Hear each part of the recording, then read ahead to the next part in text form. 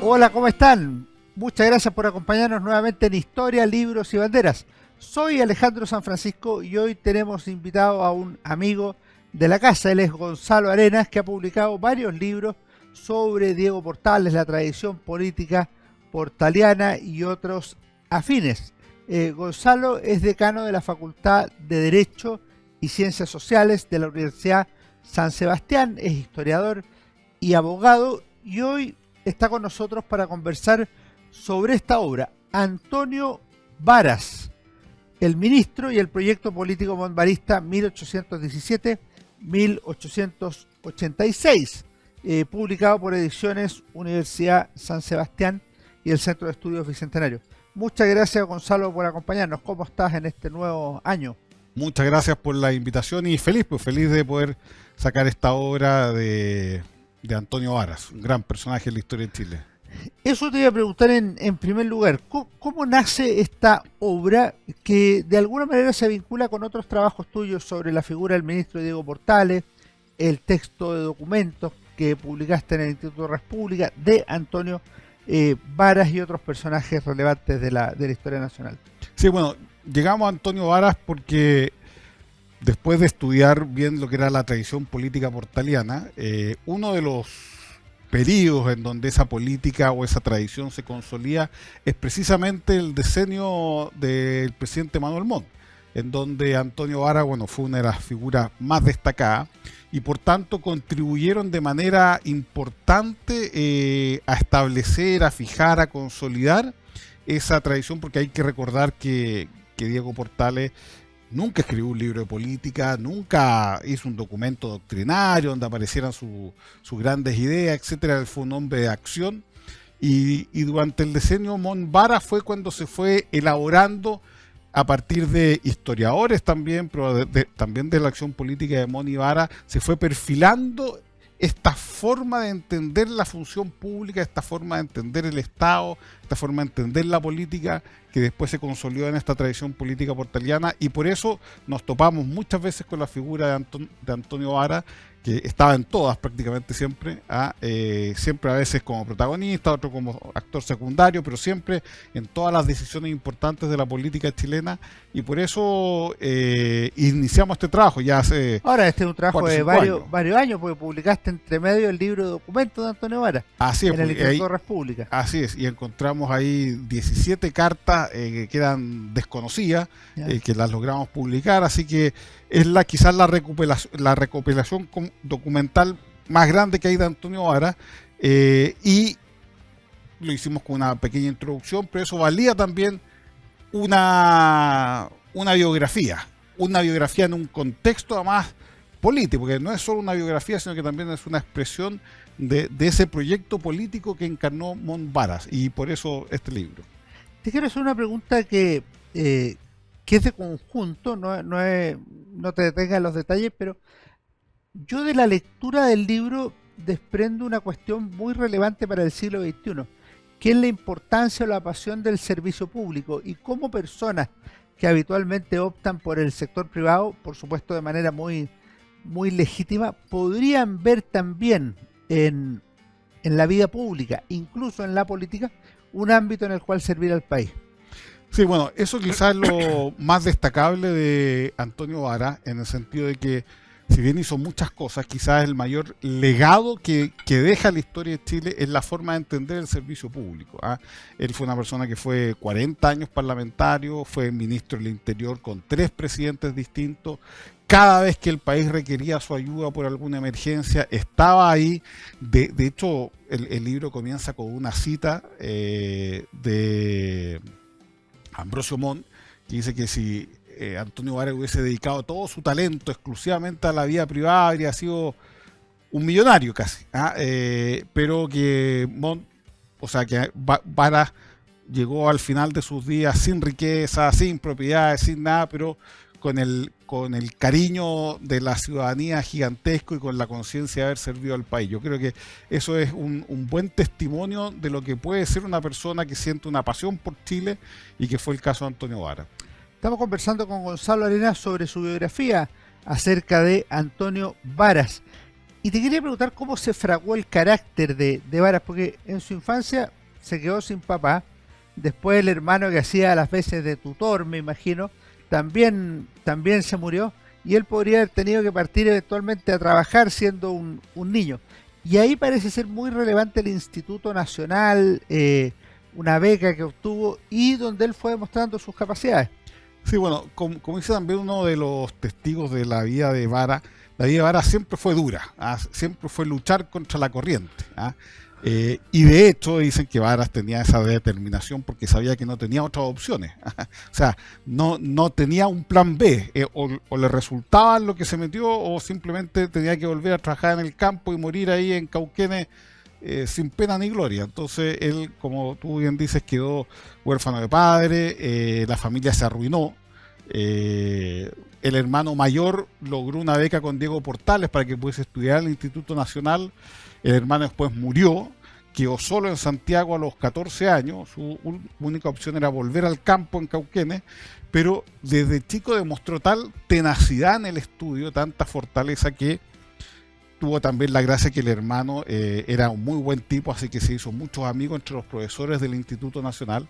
Y en recuerdo del hermano, y por el talento que tenía este cabro y que no se podía perder fuera del instituto, es que entre ellos Manuel Montt, junto con otros profesores, ayudaron a juntar una especie como de vaca para que pudiera mantenerse en los estudios. Así que es la gran característica quizás de Varas también, es que fue un meritocrático 100%, es decir, un hombre que surge desde cero, en donde el Instituto Nacional le da una oportunidad, que eso es lo grande, cuando uno hoy día ve el Instituto Nacional dan ganas de llorar, cuando ve la misión que tenía de formar a los grandes talentos futuros de Chile, independiente de su condición social, socioeconómica, etcétera. O sea, realmente premiar el mérito, la virtud y sacar grandes hombres de quizás situaciones muy difíciles como la del propio Vara. Así que ahora en eso había una cosa que llama la atención en tu libro, que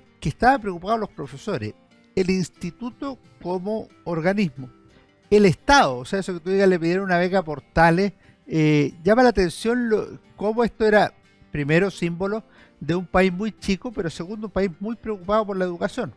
Así es, pues, y muy preocupado por formar ciudadanos, además, porque el fondo del Instituto Nacional no era solamente crear abogados, o después médicos o agrimensores, como en su época, sino que también había una preocupación del hombre integral, y que ese hombre integral debía tener una función privada, pero la función pública debía estar en la esencia también de su vida. Entonces, por eso los grandes repúblicos, como lo llamaban en esa época, de China en el siglo XIX, eran prácticamente todos del Instituto Nacional, porque les forjaban esa mirada de que Chile está haciendo un esfuerzo por ellos, gigante, porque un país pobre que se dedica, ¿no es cierto?, a tratar de formar nuevos liderazgos internacionales implicaba un esfuerzo económico grande.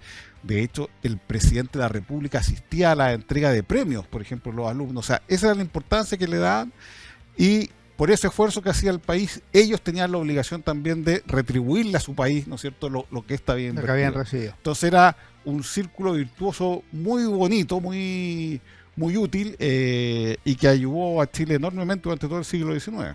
Tú nombraste por ahí, hablando del colegio Antonio Varas, que Manuel Montt fue uno de los que se preocupó de él. ¿Cómo se gesta la amistad y la sintonía política entre Manuel Montt, entonces futuro presidente de la República, y Antonio Varas, futuro ministro de Manuel Montt? Sí, era una relación como de hermano mayor con hermano menor. Montt era muy amigo del hermano mayor de Varas, por lo tanto tenían más o menos la misma edad que el hermano mayor, y cuando quedó solo se dio cuenta que este joven además tenía muchas cosas en común con él. Eran de provincia, no tenían mayores contactos con la aristocracia santiaguina, en una ciudad que era muy cerrada, que tenía una vocación pública importante, unos grados de honestidad gigantescos, y además que tenían personalidades complementarias. Entonces se dio naturalmente una relación de amistad, de hermandad muy grande, que hizo que fuera quizás la dupla política más exitosa de la historia de Chile. Ahora, siempre se asocia a Varas con Montt, pero la vida política de Varas con Montt fue la mitad de su vida política. Después de la presidencia, Montt más bien que se retira de la primera línea política. Vamos a ver eso. Se dedica a ser presidente de la Corte Suprema, y el que sigue solo a cargo del Partido Nacional es Varas, que 30 años después, o sea, más de la mitad de su vida política la hizo solo. Entonces, pero sin duda que como dupla política fue una de las más influyentes en la historia de Chile. Ahora, ¿cómo llegan al gobierno? ¿Cómo llegan a destacar? Porque en la década del 40 ya aparecen en la administración de Manuel Bulnes. Así es. Lo que pasa es que, bueno, como todo en la vida, el talento solo no basta, sino que también son las circunstancias las que ayudan. Y ellos tuvieron la suerte de que en tiempos normales quizás no habrían tenido muchas opciones en llegar a grandes puestos en la administración pública, pero se dio que en el segundo periodo del presidente Montt, del presidente Bulnes, empezó un resurgir liberal que empezó a cuestionar las bases del orden conservador. Entonces la ciudadanía empezó a tener miedo de posibles. Tenemos que pensar que Chile vivía en una especie de cápsula ordenada, porque el resto de los países de Latinoamérica vivían en el caos, la guerra civil. Entonces la aristocracia chilena siempre tenía ese temor de caer en el desorden o en la anarquía. Entonces empezaron a darse cada vez más cuenta que necesitaban tipos enérgicos, tipos que supieran mantener el orden, etcétera. Y cuando se busca eso, ya se buscan talentos más que grandes familias o grandes peregrinos, grandes fortunas. Y a estos dos les sobraba carácter. Entonces yo creo que la circunstancia de ese temor aristocrático por caer en la anarquía y perder el orden y los avances que se habían dado desde 1830 ayudó a que estos caracteres, que eran perfilados pero con cincel, tuvieran una opción en la primera línea política. ¿Cómo se gesta la candidatura de Manuel Montt a la presidencia de la República con Varas como lugarteniente o figura central? Sí, primero hay que decir que a Manuel Bulnes tampoco lo convencía, porque en esa época el presidente en ejercicio prácticamente designaba al que le iba a suceder. El gran elector. El gran elector. Y habían varios nombres que les gustaba más, especialmente a Bulnes. Pero se empezó a dar cuenta que el resto de la aristocracia buscaba un hombre de energía, de capacidad, y en ese sentido Montt era el personaje que estaba ahí pintado. Además tuvo una destacada participación en una discusión de la ley de contribuciones en 1850, destacó mucho. A eso se sumó que Varas asumió el Ministerio del Interior. Varas también se preocupó de, no abiertamente, pero sí de preparar el ambiente para una posible candidatura presidencial de Manuel Montt, y las circunstancias se fueron dando. No fue algo tan buscado, sino que fue una suma de circunstancias que al final permitieron que era el hombre adecuado, en el momento adecuado, en el lugar adecuado, y eso permitió que llegara a la presidencia. Ahora, hay una cosa antes de entrar al gobierno de Manuel Montt que llama profundamente la atención en términos comparativos. Antonio Varas es un hombre muy precoz y le van dando cargos relevantes en forma muy, muy temprana, ciertamente como en el Instituto Nacional, después como ministro de Estado antes de los 30 años. Y eso que nombraste tú, ministro del Interior, el 50, tenía 33 años. Es decir, es una cuestión que leída así suena impresionante. Es verdad que en el siglo XIX la cosa comenzaba más joven y destacaban muchos líderes a temprana edad. Sin perjuicio de eso, si uno hace comparaciones, Varas debe ser de los más jóvenes que llegó a cargos relevantes, ¿o no? Sí, pero también en esa época hubo, la generación de Varas es muy virtuosa en cuanto a la cantidad de hombres públicos que entregó. Entonces todos los que más o menos se movían en esa época, y además piensa que fueron de las primeras generaciones del Instituto Nacional, entonces todos empezaron muy jóvenes, los que eran principalmente con formación civil. Los militares ya llevaban mucho más tiempo. Pero se dio en el contexto también de que prácticamente toda esa generación política se inició muy joven. De hecho, Montt fue el primer presidente civil en la historia de Chile. Sí. Entonces, ese mundo tuvo esa ventaja. Porque esto aquí hay que lo repito de nuevo, una cosa es tener talento, capacidad, energía, etcétera, pero si no se da justo en el contexto adecuado, no pasa nada. Si quizás Varas hubiese nacido 10 años después, no habría sido nadie, o si hubiese nacido 10 años antes, no habría sido nadie. Justo se se alinearon los astros, como dicen, y permitió que a esa edad tan joven pudiese asumir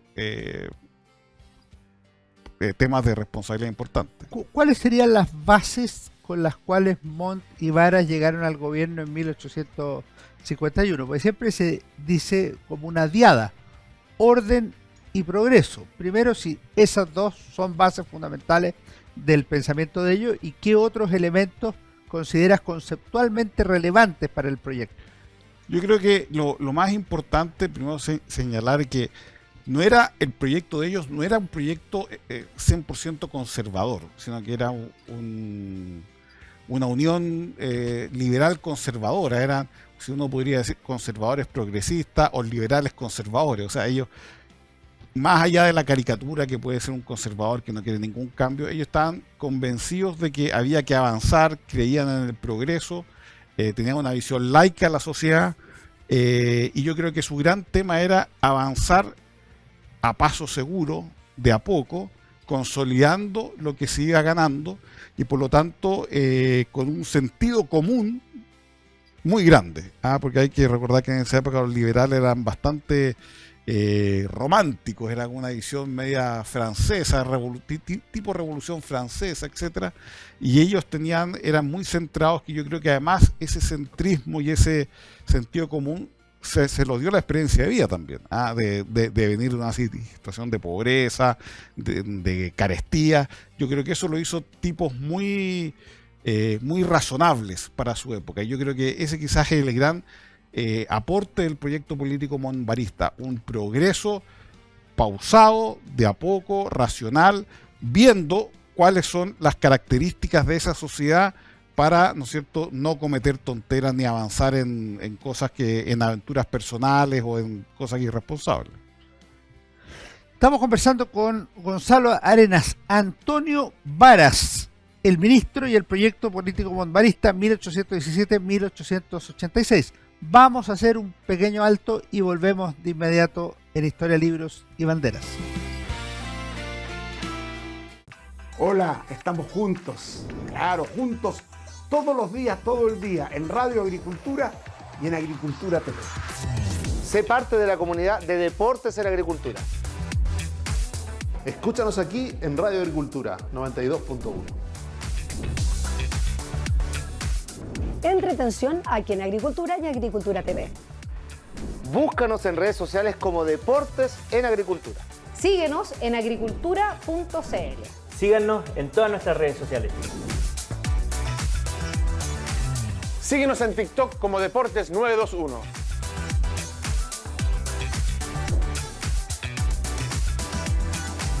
Aquí estamos conectados con Agricultura, más de 21 años liderando la audiencia gracias a su sintonía.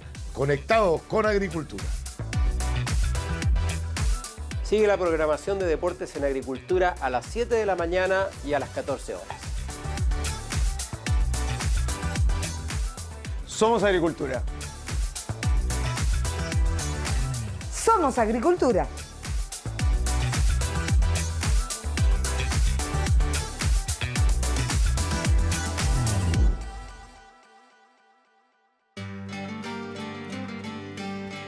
Volvemos en Historia, Libro y Bandera. Estamos conversando con el historiador Gonzalo Arenas sobre su último libro acerca de Antonio Varas, que tuve el gusto de presentar junto con Cristian Barken y Jorge Burgos en el Campus Los Leones de la Universidad San Sebastián, ahí a comienzos de diciembre. Gonzalo, te quería preguntar por la vinculación que tienen Montt y Varas con Diego Portales. En esta década, y es relativamente anecdótico y entretenido, se discurre una estatua para Diego Portales como un símbolo del proyecto político. Sí, lo que pasa es que, tanto Montt como Varas se empezaron a sumar muchos enemigos por esta acción más bien enérgica que tuvieron en el gobierno, y los liberales empezaron a reorganizar también durante ese periodo. Y bueno, y como todo en política se mueve uno mucho en el mundo de los símbolos, de las señales, etcétera. Bueno, los liberales hicieron una colecta nacional para hacer un monumento a Freire, que era como el ícono, ¿cierto?, de los liberales, y la inauguración del monumento Freire fue prácticamente un acto de campaña. Le sacaron la mugre a Montt y a Vara. Entonces, los conservadores dijeron, bueno, si se trata de una lucha de símbolos, busquemos nuestro gran símbolo, que es Portales. Entonces hicieron toda una colecta para hacer un monumento a Portales que estaba aprobado desde la muerte de Portales en 1837 y no se había todavía postergado. Y no juntaron la plata.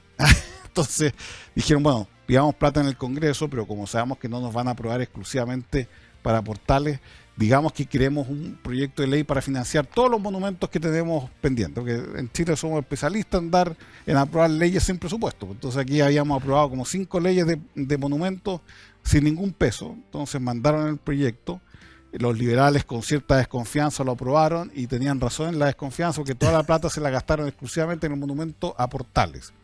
Y se inauguró, ¿no es cierto?, en 1861 el monumento que está hoy día frente al Palacio de la Moneda, por la Plaza de la Constitución.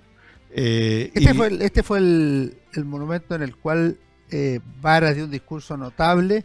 Dio un discurso notable, con tanta pasión y tanta fuerza que nadie fue capaz de transcribirlo después y se acordaban de ideas nomás. Y él tampoco lo tenía transcrito. Tampoco tenía transcrito porque él hacía punteos. Entonces se apasionaba cuando hablaba y se explayaba, pero todos dijeron que fue un discurso maravilloso, que nunca habían escuchado un discurso tan potente, etcétera, pero solo tenemos ideas generales de ese discurso porque marcó un hito. Y fue muy importante porque además muestra esa continuidad de la obra de Portales durante el diseño de Manuel Montt y Antonio Vara. En ese diseño, ¿cuál le dirías tú que fueron la relevancia primero y las características de Antonio Varas como ministro del presidente Manuel Montt? Yo creo que el gran aporte de Antonio Varas fue una inquietud intelectual y una energía de actividad incansable. Se metió prácticamente en todos los temas que había que estar. Creó el Banco de Crédito Hipotecario, que es el antecedente del Banco Estado. Se hizo el primer censo de la República de Chile, la primera ley de sociedad anónima, el ferrocarril Santiago-Valparaíso, el telégrafo. O sea, Vara además era uno de los hombres más cultos de su época y siempre estaba enterado, porque siempre pedía libros a Europa, revistas, etcétera. Siempre estaba enterado de los últimos avances. Entonces, por ejemplo, para el censo, el primer censo que se hizo a nivel nacional en Chile efectivo, él mandó encargar unos libros de un francés que enseñaba cómo hacer estadística, etcétera. Se los repartió a todos los funcionarios que iban a participar. O sea, él fue un gran impulsor de la modernidad y con esa actividad 100% que tenía, lograba no solamente concebir los planes, sino que también concretarlo. Entonces yo creo que, y también la gran expansión de la actividad del Estado. O sea, con Varas el Estado empieza a abarcar obligaciones que antes no tenía o que creía no tener, por ejemplo, la salud. Vara fue el primero que profesionalizó la atención en los hospitales porque averiguó que había unas monjas en Europa, las hermanas de la caridad, que eran especialistas como en enfermería, y se consiguió traer como a 60 monjas a Chile para que se hicieran cargo del hospital, y fue toda una revolución porque las monjas se lavaban las manos, cambiaban las vendas y hacían aseo, y eso bajó las tasas de mortalidad en los hospitales de forma gigantesca y le dio una administración mucho más profesional. O sea, estaba al tanto de todas las grandes innovaciones que habían y trataba de implementarla y tenía la energía para implementarla, porque eso es muy difícil encontrar en política, alguien que conciba la idea y además tenga la capacidad y la energía de implementarla, y eso hizo Vara. Ahora, llama la atención en la descripción que tú haces de Vara y cómo está tratado en el libro, que es una persona que tiene como grandes visiones, o sea, una visión de Estado muy, muy potente y que es muy meticuloso en los detalles también. Voy a acordarme de alguna cosa, por ejemplo, cuando actúa como visitador judicial, me imagino, en las cárceles y en otros lugares. Es impresionante el trabajo que hace ahí, me parece que es en la década del 40. Y lo mismo podríamos decir, por ejemplo, en el doble sentido de grandes proyectos y cuidar los detalles con lo que es el ferrocarril. Así es, pues siempre metido en los detalles cuando hizo esa visita judicial a las cárceles, incluso dibujó planos de cómo él creía que deberían ser las cárceles. Entonces, siempre los detalles, a tal nivel de detalle que hay una carta que le escribe a Blanco Encalada en donde le pide que cotice un coche para el presidente de la República, porque tenía que pienso en un país que no tenía ni uno prácticamente, pero siempre pensaban en grande, siempre pensaban que iban a ser como Europa. Entonces necesitaban un coche donde se moviera el presidente de la República, que fuera digno. Entonces le dice en la carta a Blanco Encalada uno que no sea muy caro, pero que se vea elegante, no con esos que generalmente mandan para Latinoamérica con papagayo y cuestiones, sino que algo sobrio. O sea, preocupado hasta de ahorrar plata, pero también mostrar dignidad para la presidencia. Entonces, en todos esos detalles estaba, no se le escapaba a ninguno, todo lo hacía personalmente, y eso demuestra un talento poco común en política. El gobierno de Montt tiene muchas características, pero tiene una que para la historia de los partidos políticos es muy relevante. Se produce el quiebre del tronco histórico conservador, por llamarlo de alguna manera, y terminan existiendo conservadores o ultramontanos y montvaristas. ¿Cómo se produce y qué representan las facciones? Bueno, se da en un doble sentido. Siempre se dice que fue una discusión más bien de tipo religioso, por lo que se llamaba la cuestión del sacristán, y que en el fondo el montvarismo tenía una visión un poco más laica, sin ser antirreligioso ni mucho menos, laica, y los conservadores como tales tenían una visión más o sea, más confesional, por toda la influencia del obispo Valdivieso. Pero también hay otro tema que no se toca tanto, pero yo sí lo toco en el libro, que también hay una cuestión social. Aquí estamos hablando de que empieza a surgir una clase media emergente.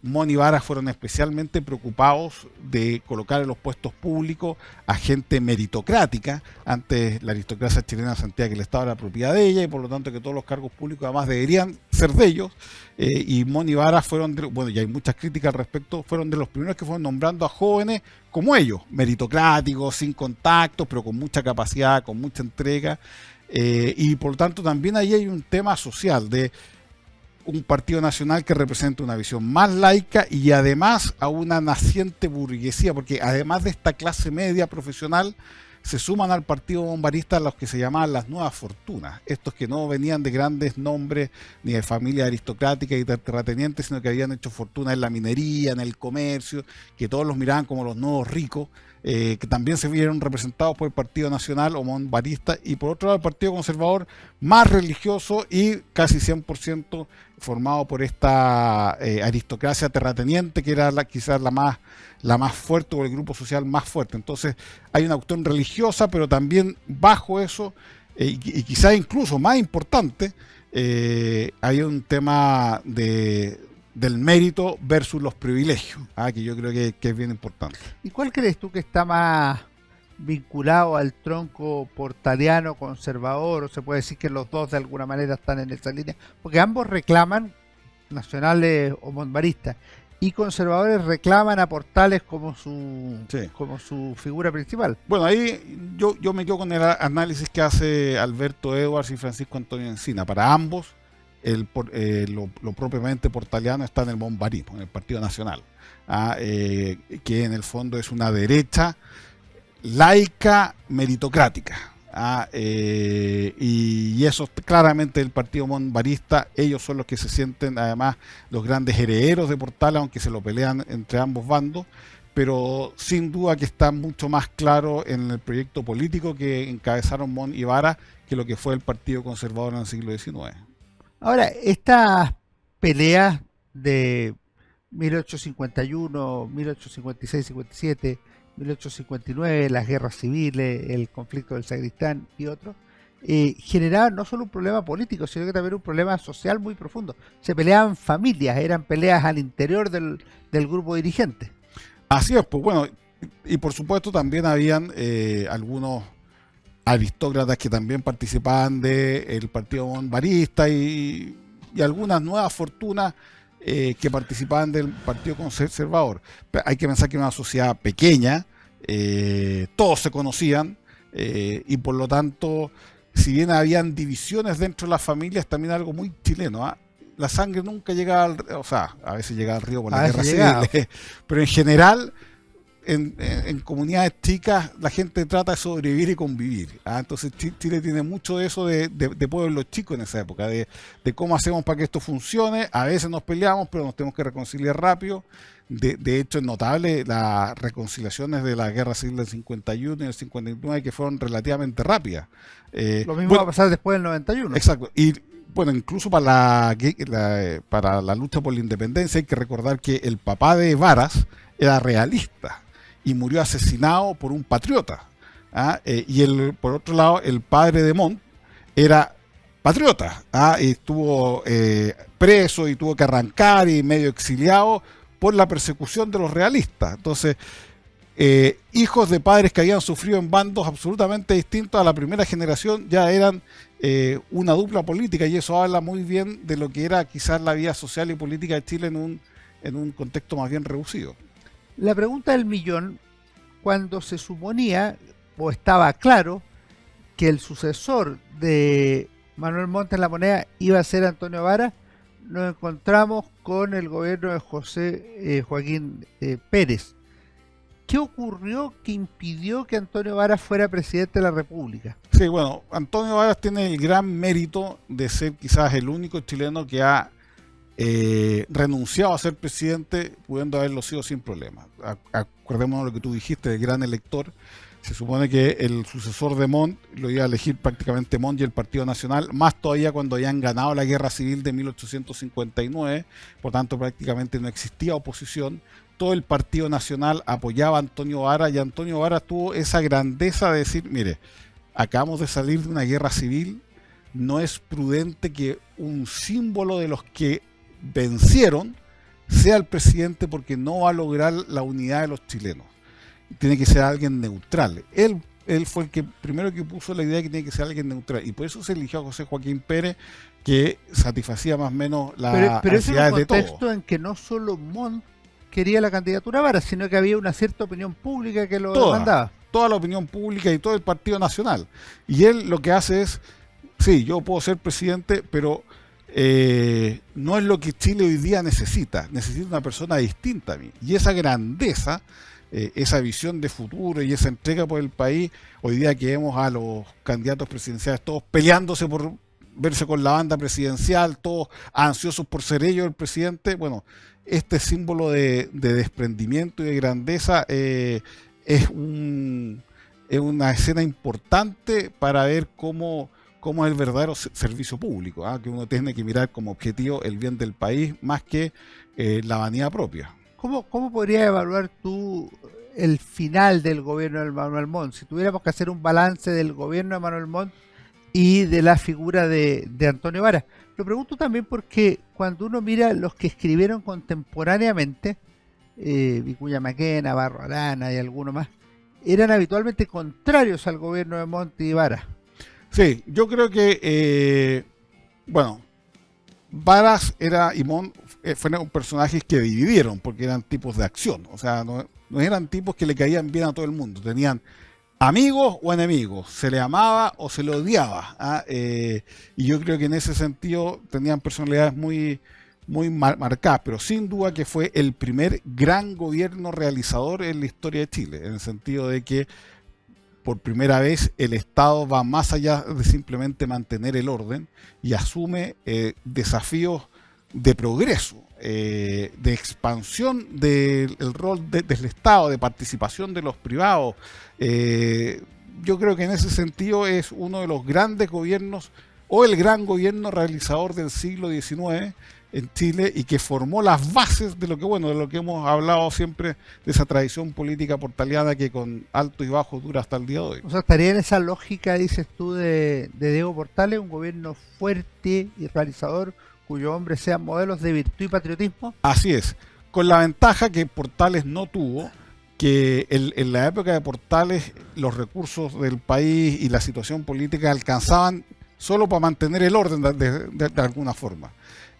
Portales nunca tuvo la cantidad de recursos ni la disponibilidad en el ambiente político de poder realizar grandes cosas como proyectos de desarrollo, pero sí formó las bases para que otros pudiesen hacerlo. La gracia de Mon Ibarra es que a ese orden le agregaron la idea de progreso, la convicción del progreso, e hicieron que el país avanzara hacia ese norte.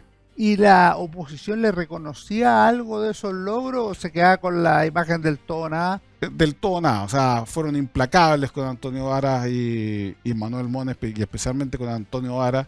Nunca le reconocieron nada en vida, siempre fue, ¿no es cierto?, una lucha constante con su adversario hasta el día de su muerte.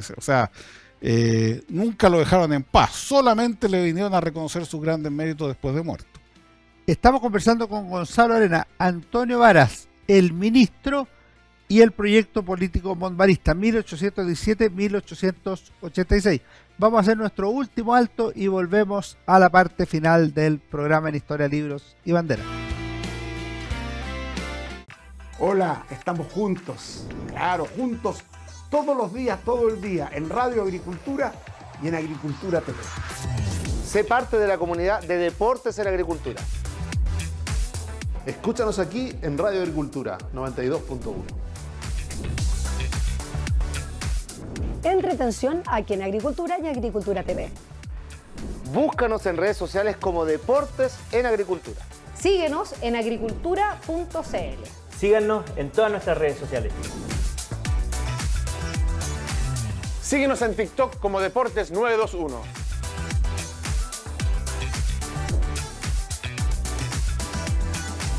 Aquí estamos conectados con Agricultura, más de 21 años liderando la audiencia gracias a su sintonía. Conectados con Agricultura. Sigue la programación de Deportes en Agricultura a las 7 de la mañana y a las 14 horas. Somos Agricultura. Somos Agricultura.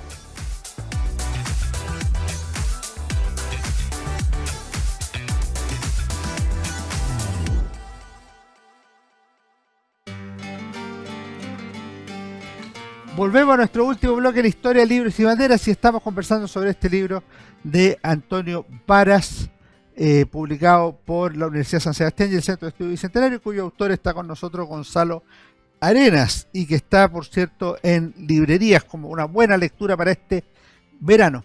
Gonzalo, terminó el gobierno de Manuel Montt, pero como tú dijiste bastante al principio, la vida política de Antonio Varas se extendió incluso hasta la década de 1880. ¿Quién fue Varas después de Montt Varas? Sí, bueno, fue el gran líder del Partido Nacional o montvarista.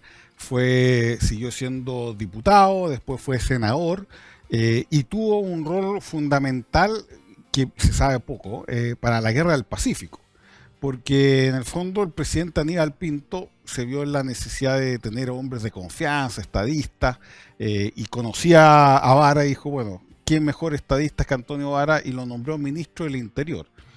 Si bien fue un periodo corto, fueron de algunos meses, fueron fundamentales porque fue en ese periodo en donde se empezó a organizar el ejército que iba a ganar la Guerra del Pacífico. Se compraron los fusiles, las municiones, se armaron los nuevos batallones, se logró, ¿no es cierto?, tener un plan importante de acción, y además se logró y se configuró, porque primera vez que existía esta pugna entre civiles y militares en la dirección de la guerra de un país, el control civil del poder militar. Y todo eso lo implementó Antonio Varas, y fue realmente, y ya para esa época era un tipo ya, para esa época viejo ya, y así todo estuvo dispuesto a asumir los desafíos porque el país lo necesitaba, y jugó un rol importante. Terminó cayendo ese ministerio por una desgracia que ahí lo contamos en el libro, que ojalá después la gente lo lea, pero una injusticia que tuviese que asumir esa responsabilidad Antonio Varas, y así todo después no se fue como los típicos políticos que uno ve cuando lo sacan del gobierno enojados, sentidos. Al contrario, se fue con una generosidad gigantesca con el presidente Aníbal Pinto, siguió apoyando al gobierno en todo lo necesario hasta el final de la guerra, y después siguió, fue presidente del Senado y murió siendo presidente del Senado. O sea, vamos a ir a la muerte, pero quiero, antes de que te adelante, hay una cosa que a mí me llama la atención. Estudiando la Guerra Civil del 91, una de las cosas más notables es que uno ve que el Partido Nacional o monbarista se alinea en el grupo liberal de la política. O sea, tiene una evolución desde el autoritarismo de Portales y de Montt y Varas a una posición que podríamos llamar parlamentarista. Y en eso están el propio Varas, Pedro Montt, el hijo de don Manuel, Agustín Edwards. ¿Qué sucede en el Partido Nacional o monbarista que los lleva a esa nueva posición? Sí, bueno, es que ese es un tema, y por eso yo trato el proyecto político monbarista, porque en el Partido Nacional hubo un proyecto que encarnaron Montt y Varas, pero ese proyecto fue derrotado dentro del propio partido, que era un proyecto político de una fusión liberal conservadora, más laica y meritocrática, pero los vientos iban hacia otros lados, iban principalmente hacia un liberalismo total, y después de 1861, bajo el liderazgo de Antonio Varas, el Partido Nacional perdió muchas elecciones, porque en el fondo, bueno, el gran elector se preocupó de destruir a los que le podían hacer sombra, y el Partido Nacional se fue liberalizando cada vez más, y ya a 1875 ya no era el proyecto monbarista original, sino que era un partido de la familia liberal más. Y ahí también se da con que el liderazgo de Varas empieza a retroceder un poco, y empiezan a surgir nuevos líderes que son liberales ya 100%. Entonces, si bien durante la vida de Varas el Partido Nacional evolucionó hacia un liberalismo total, no fue 100% buscado ni guiado por Varas, sino que más bien su proyecto terminó en 1875 y después ejerció más como líder de una corriente que iba mucho más allá de lo que yo creo él esperaba. Y por eso el Partido Nacional después ya deja de ser presidencialista, pasa a ser parlamentarista, etcétera, y ya para la Guerra Civil del 91 es un Partido Nacional o monbarista muy distinto a lo que había sido la concepción de Montt y Varas. Después algo se retoma con Pedro Montt, pero después nuevamente... En su gobierno, en 1906-1910. Exacto, pero después nuevamente vuelve al carril más liberal y después se termina confundiendo con el Partido Liberal.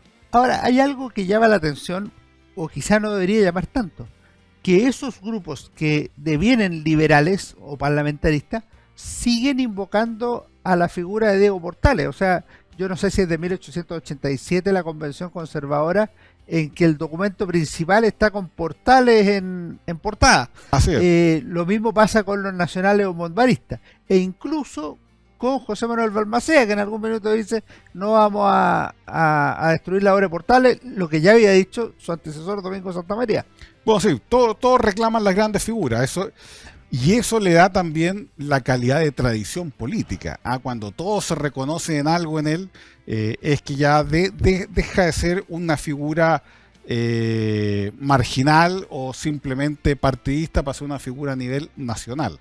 Y yo creo que ese fue quizás el momento en donde ya se consolida esa tradición portaliana, en donde la actuación de Montt y Varas tuvo una influencia fundamental.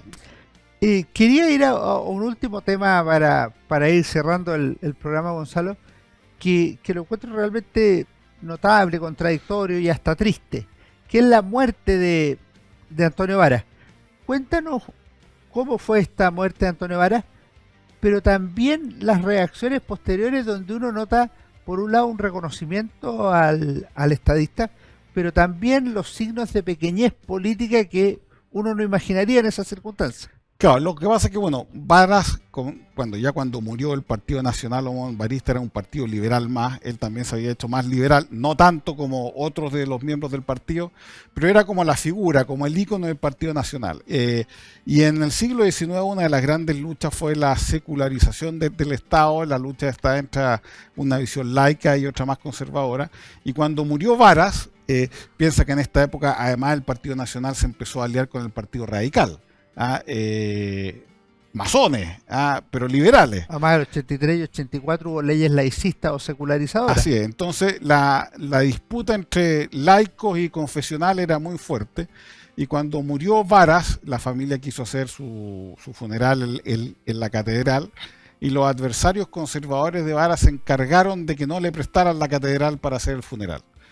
Dijeron que la estaban arreglando, etcétera, se perdió la llave, no sé cómo, pero no se puede ocupar la catedral.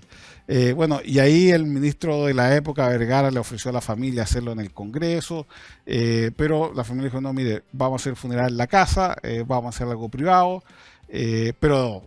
Ahora, tenía sentido que fuera en el Congreso. Total, pero en el fondo... Yo creo que la familia estaba dolida, no quería hacer más escándalo, porque lo más probable es que también los conservadores hubiesen gritado algo de hacerlo ahí. Y al final, Varas no tuvo descanso hasta el último minuto de su adversario, a pesar de que se hicieron grandes discursos y grandes homenajes de todos los que lo conocieron, pero hasta el último día de su vida sus adversarios trataron de perseguirlo de alguna forma. Ahora, después esa pequeñez ha quedado como una anécdota de la historia, y lo que quedó es el gran legado de Varas, que nunca lo vio reconocido 100% en vida, y yo creo que eso es muy sintomático de los políticos, sobre todo los más brillantes, que muchas veces al final de sus vidas políticas no están convencidos si lograron la victoria de sus sueños o no. Yo creo que Varas vio un partido nacional omonbarista que no era como el que él pensaba originalmente. Él, sin ser antirreligioso nunca, porque nunca fue un liberal furioso contra la iglesia, ni mucho menos, siempre fue respetuoso de la iglesia, y de hecho él creía en una progresiva laicización del Estado más que algo drástico, y fue muy prudente en la discusión además de las leyes laicas. Así todo, la iglesia y los conservadores lo atacaron. Entonces, quizás uno, viendo su último día, uno dice, chuta, esto se puede ver humanamente como una derrota, pero en el largo plazo en la historia es sin duda un síntoma del éxito. En tu investigación, para ir cerrando, ¿encontraste algún documento que te llamara la atención? ¿Leíste algún libro que te dijiste, esto realmente es una pieza notable? ¿Qué nos podrías contar así? Mira, una carta que a mí siempre me ha sorprendido. Yo soy, además de doctor en historia, soy abogado, entonces siempre los abogados han tenido una relación muy compleja con sus clientes. Y hay una carta que me sorprendió mucho, que es de un cliente, porque Varas también trabajó como abogado. Piensa que los cargos de senador y diputado no eran remunerados en esa época, o sea, y por eso las sesiones eran en la tarde, porque tenían que trabajar en el día y después ir al Congreso.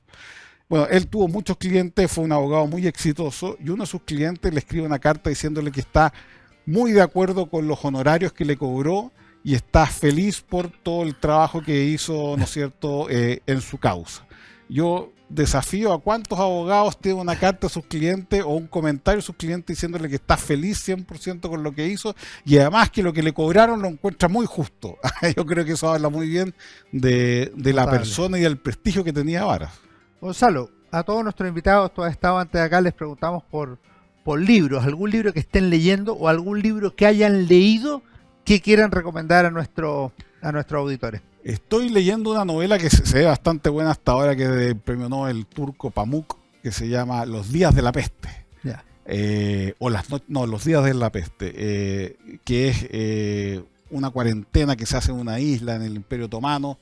Muy entretenido, así que eso debe ser un libro bueno para el verano. Y también otro de Anthony Beevor, que es Rusia, que se llama, que es toda la guerra civil rusa, hasta 1921, que también es muy entretenido. Y gran historiador militar. Claro, y con la pluma de Beevor, que es muy entretenida y muy ágil. ¿Y alguno de historia de Chile, así como para cerrar el grupo? De historia de Chile, bueno, aquí tenías uno muy bueno, que es de nuestro amigo Gabriel Cid, Pensar la Revolución, que yo creo que también es un excelente libro. Perfecto, ahí tenemos entonces una triada de libros, novela, historia universal de Rusia y uno de historia de Chile. Gonzalo, te agradezco mucho habernos acompañado nuevamente en Historia, Libros y Bandera y te deseo lo mejor para este 2025. Muchas gracias por la invitación y saludos a todos. Ustedes no se vayan, ya viene mi recomendación de libro como cada semana en Historia, Libros y Banderas. Hola, ¿cómo están? Soy Alejandro San Francisco y en Historia, Libros y Banderas de esta semana queremos recomendar este libro realmente extraordinario de Gabriel Cid, Pensar la Revolución, Historia Intelectual de la Independencia Chilena, publicado por las Ediciones de la Universidad Diego Portales.